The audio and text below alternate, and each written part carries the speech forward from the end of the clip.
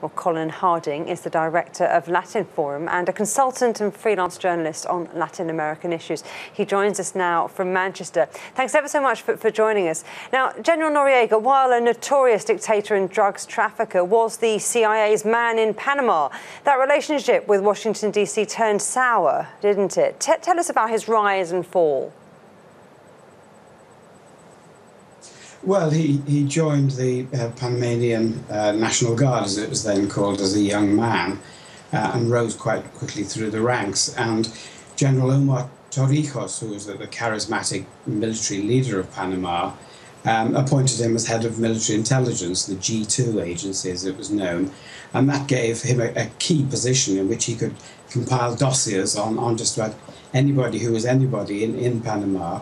And he used this knowledge and this information to manipulate people and to enhance his own position. Torrijos was killed in a mysterious crash in 1981, and thereafter, within a couple of years, Noriega assumed his mantle.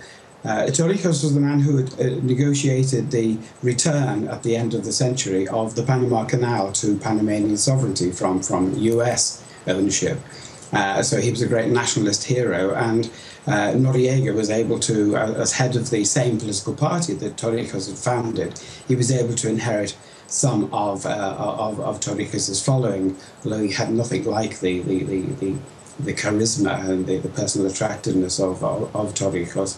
But he became the strongman. He was never actually president of Panama, but he was the power behind the throne for most of the 1980s. He used various civilian frontmen as a convenient sort of shield for him, and during that time he engaged in all sorts of activities. He was partly a CIA asset, but also he was very adept at playing different sides against each other in the civil war in Nicaragua, which the Americans were very concerned about because they feared that was a Soviet beachhead in the Americas.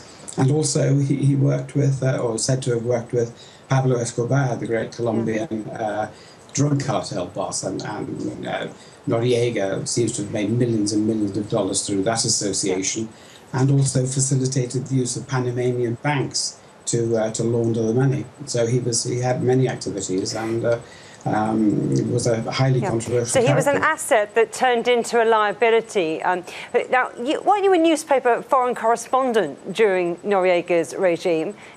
Never a dull moment, I bet.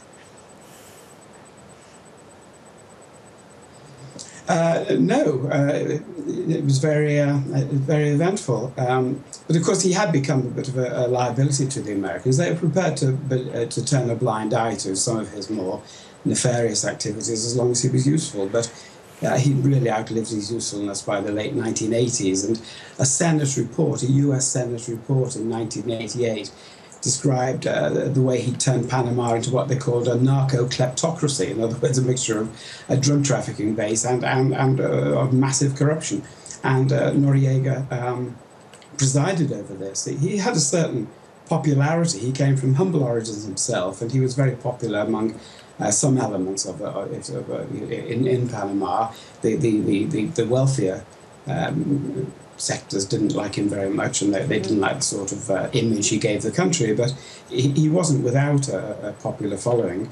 And when the Americans did eventually invade, the resistance to the American invasion was a lot fiercer than they thought, and I think something like 4,000 people were killed in the subsequent operations. So perhaps legacy is the wrong word to use, but he has certainly left his mark. Colin Harding, thank you very much.